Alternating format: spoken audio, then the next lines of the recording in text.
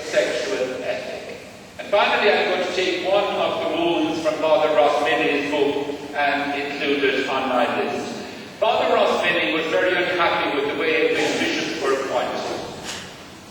Bishops at the time, this is the 1830s, were, to a great extent, appointed by governments.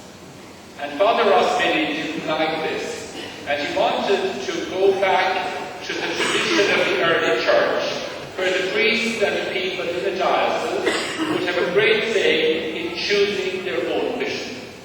Now, I'm from Limerick, and I live in Limerick, and we're going to get a new bishop in Limerick, but most of us who live in the city and in the diocese aren't going to have any say in how it happens, and that to me is problematic and is a wound on the body of Christ. I'd like to go back to clericalism. It's hard to define it, but it's easy to recognize it. Clericalism is that system whereby the government of the church rests exclusively in the hands of the clergy. It's a system that denies the equality of all believers. If you have a clericalist view of the church, you can see the church is like a pyramid. Up at the top is the Pope, and then you have the cardinals, and then you have the bishops, and then you have the priests, and then you have the deacons, and then everybody else down at the bottom. So they see the church as being like a pyramid, whereas I think Jesus wanted his community to be much more like a circle, where we all gathered around Jesus, equal, having different roles and different responsibilities, but equal in the circle of the community. Clericalism is toxic. Clericalism is lethal. Clericalism is damaging, almost destroying this church of ours. And clericalism, as it's practiced in the Catholic Church, combines elements of patriarchy, hierarchy, and gerontocracy. Now, that sounds a mouthful, but if you break it down, it's not such a mouthful after all. Patriarchy, we know, is ruled by men. So in a clerical system, only men have power. It's ruled by the hierarchy, so that in a clerical system, only those with authority have power, and it's gerontocracy, it's ruled by the elderly. And that's a special characteristic of Catholic clericalism today. If I'm not feeling very well, and if I go to the doctor, I expect the doctor to be able to give me a good diagnosis. I expect the doctor to be able to tell me what's wrong with me. But I want more than a diagnosis, of course. I want the doctor to be able to give me a prognosis as well. I want the doctor to be able to tell me what I need to do, if I want to be better, or if I want my wound to be healed. So my diagnosis of the church is that clericalism is toxic, lethal, and wounding the church. That is the primary wound on the body of Christ today. So what's the prognosis? What's the cure?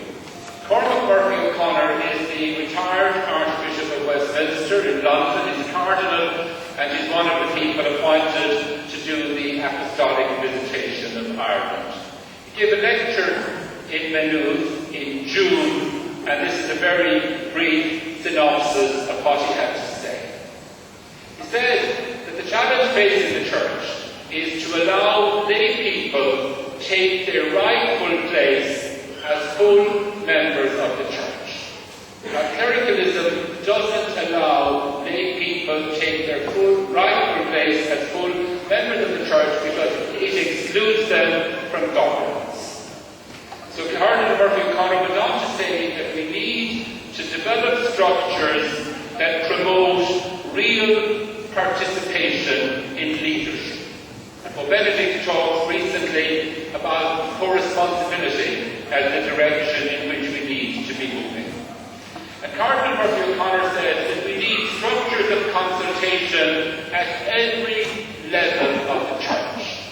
And I want to go farther than the Cardinal, and I want to say not just structures of consultation but structures that allow all of us an appropriate voice and an appropriate say in the making of decisions that affect us. And I think we all know this, that there's a lot of soul searching and a lot of fresh thinking going on in the church. And there are moves in the right direction. And the Armagh Pastoral Council had its first meeting yesterday in Armagh, and that's a move towards creating these new structures. Cardinal Murphy O'Connor said that some bishops and some priests would be afraid. They would be afraid of these new developments and these new structures, and that what they would fear was losing control and losing power. Because we know, I think, don't we, that those who have the power don't like to give up the power, and that those who are in control of things don't like to have to share that control with other people. But the Cardinal says it's a real fear, but it's a false fear. And I want to say as well that I think that clericalism has two very powerful weapons. One is secrecy, and the other is fear. And I think we need to persuade the leaders of the church to let go of their obsession with secrecy and to begin behaving in a much more open and in a much more transparent way. And then the rest of us, and this is especially true of priests, I think, we need to let go of our fear. I think priests live in fear. Lots of priests are afraid that they'll be reported, that they'll get into trouble, that they will be in difficulty if they say particular things and if they behave in a particular way.